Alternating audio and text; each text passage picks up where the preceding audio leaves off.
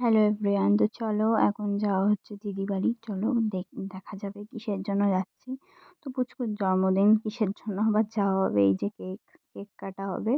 আর এই যে দেওয়ালে হ্যাপি বার্থডে লিখে সাজিয়েছে, বেলুন দিয়েছে, বেলুন লাগিয়েছে বোথ সাইড টেপ দিয়ে। আর এই যে এটা বার্থডে বয় না, বার্থডে গার্ল, এই যে আমাদের পিহু সোনা। তো যাই হোক, এই যে লেখাই আছে কেকের ওপর পিহু।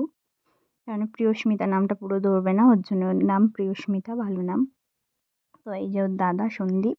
তো এবার যাই হোক, দাদা কোলে নিয়েই কাটছে বুনুকে কোলে নিয়ে, কেননা বুনু তো একেবারে কেক যদি বুনু একা কাটে তাহলে একেবারে কেকের 12টা বাজিয়ে দেবে, এমনিই ও কেকের দিকে থাপা মারতে যাচ্ছে।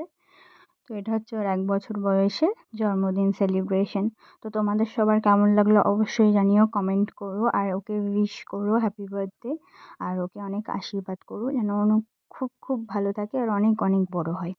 তো যাই হোক, এই যে ওর হয়ে যাচ্ছে, ওই দেখো একা একাই ও কেক কাটতে যাচ্ছে, কত বড় সাহস দেখো।